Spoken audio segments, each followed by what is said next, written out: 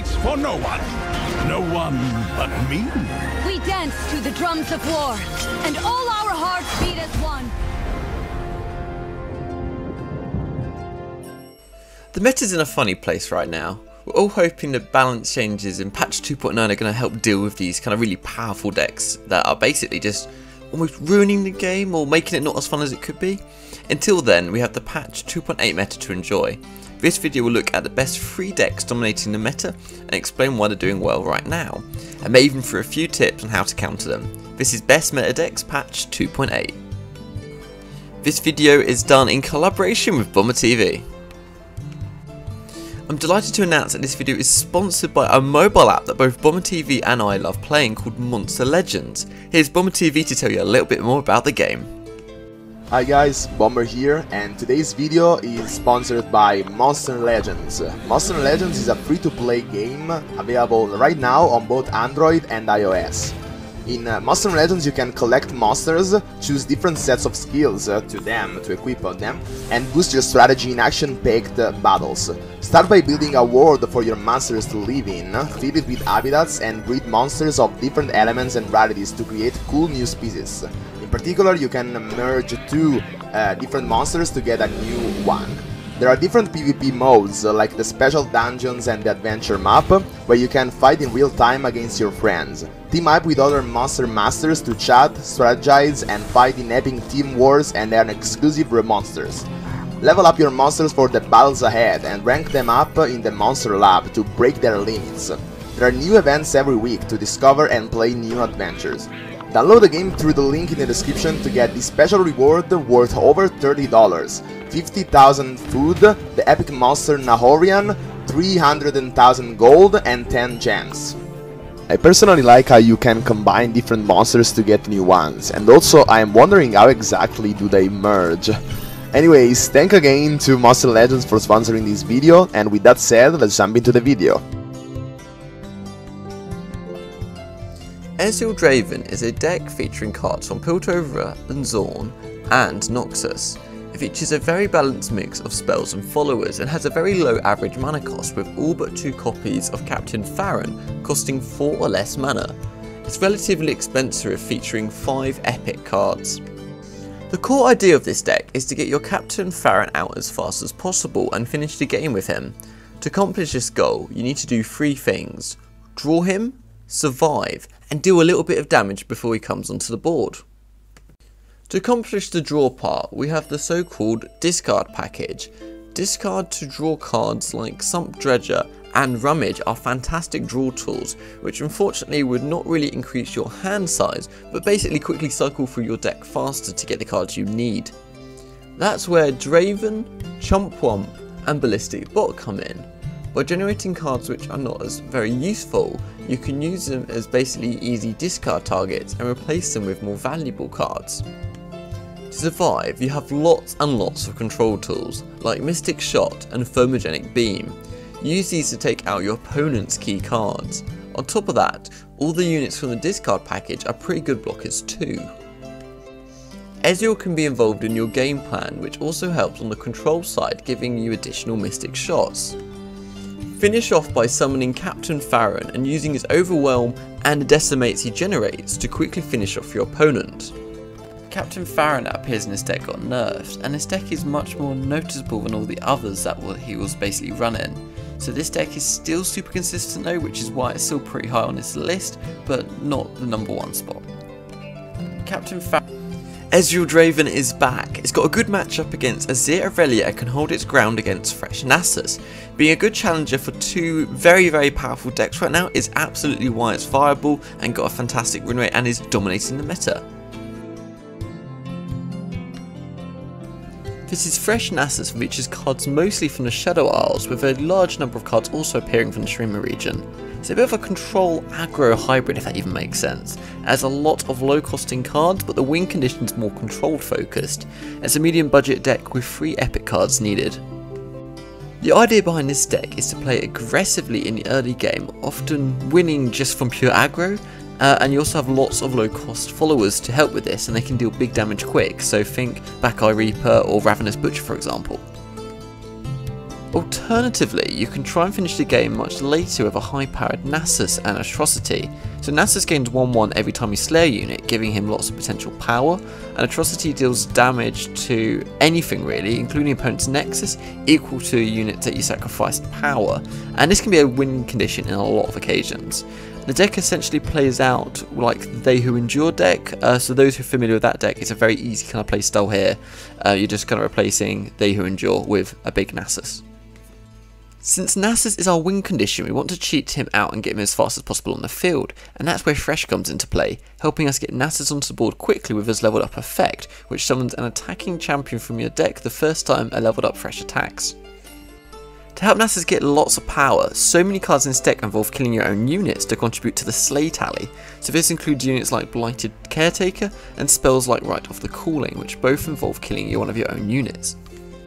You also have lots of ways to draw, both for refueling fuel, which an aggro deck needs because they're going to be using lots of cards quickly that die, as well as getting your combo out faster. So these drawing cards include cards like Spirit Leech or Glimpse Beyond, which also have effects that involve killing your own units, so once again supporting that slay total as well as helping kind of fuel the aggro engine. Thresh Nasus is one of the best decks from the latest expansion. It had a slow and actually very steady climb to the top of the meta, but it's retaining the top spots very nicely right now. Lots of you are asking about this deck pre-patch 2.7, and the truth is its win rate only spiked with the post-expansion. It was kind of a popular deck before, but not actually one that had a good win rate, whereas that's obviously changed now because it's dominating the meta. Personally, I love the fact a controller like this is doing well, as the meta is dominated by aggro decks, so it's just nice having a different playstyle. Despite taking 2 nerfs not too long ago, this deck is still dominating the meta. Maybe right, it's not addressing the core problem of both the kind of strategies that this deck obviously involves and very similar ones that we've seen in the past. In my opinion, making Atrocity's slow speed would solve a lot of issues for the current state of the game as well as in the future. It may sound crazy, but actually the best decks to counter Thresh Nasus are Scargrounds decks, either with Sejuani and Thrain or Braum Vladimir. Both of them have Frostbites, which are essential to counter Nasus the Atrocity combo. If you Frostbite Nasus when you're about to do Atrocity on him, it's going to do 0, so you have massive counter. Sejuani Swain is a bit more control-like. You're basically trying to stabilise, remove and finish off the game with the usual Swain Leviathan combo. This is a really nice approach to take. Another good deck to combo is Braum and Vladimir, as you basically go wide with lots of units and big power thanks to Scargrounds. And it can also help you heal outside of lethal thanks to Vladimir. You're going to be draining your Nexus healths up so that simply the Thresh Atrocity combo cannot finish your Nexus off. And you can find a more detailed version of this deck linked in the description. This is Irelia Azir and features cards mostly from Iona with a good amount of Shurima cards too. It's a fairly standard mix of followers and spells. Like many aggro decks, most of the cards have a low mana cost, with a huge number of cards costing 1 or 2 mana. It's actually fairly budget to build as well, with not a single epic card needed. This deck is super aggressive. The main idea is to summon lots of units, go wide, meaning lots of units on the board basically, and attack as many times as possible. Azir and Emperor's DS have the effect to summon a Sand Soldier on attack, so if you have both cards on the field, you're going to get 2 Sand Soldiers with every attack you do. Absolutely insane value. There's been a new keyword added to the game, Blade Stance. Blade Stance starts a free attack with that many summoned blades, and in separate attack phase, a bit like Scouts. Lots of unit cards revolve around this mechanic, including Ribbon Dancer and Blossoming Blade in this deck. The Sand Soldiers from Azir and Empress Diaz effect will also be summoned on these Blade Dance attacks, meaning you're going to get a very wide board with lots of pressure. Cards like Sparring Student and Green Grey Duo both have effects that gain power when other units are summoned, meaning you can quickly build them up into threats each round with obviously all the blades that are being summoned, all the Sand Soldiers, and meaning you're going to have a really wide board with big power units too. Combining all the Blade Dance combos with all the Sand Soldier attacks means you can have pretty explosive attacks starting from as early as turn 3, often leveling up Azir or Irelia by turn 4. This means you can access their leveled up effects super quick and close the game nice and early.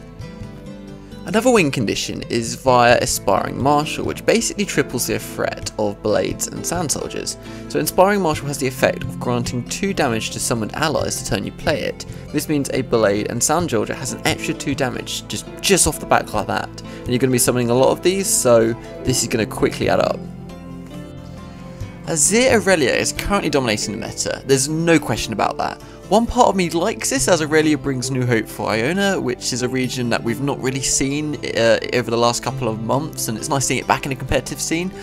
It actually hasn't been this dominant in the meta since beta, which was well over a year ago now.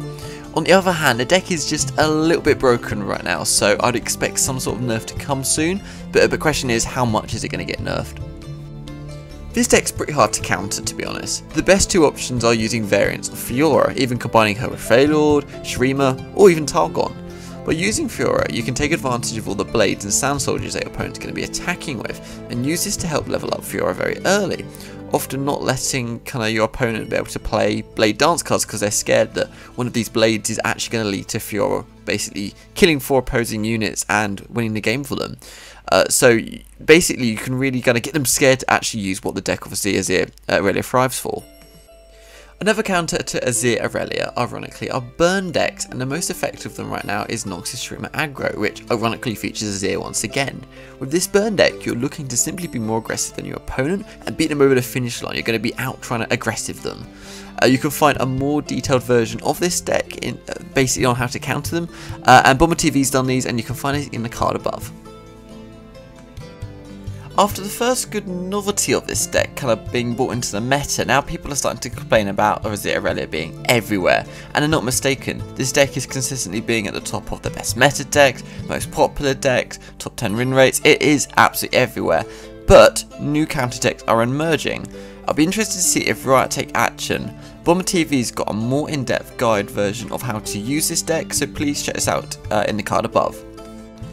And there we go guys, even though the top 2 decks are the same as patch 2.7 best meta decks, we have a new deck in the form of Ezreal Draven. It's been hovering in the top 10 list for a little while now, but this is the first patch it's really climbed into the top 3 or the best dominating of the meta style decks.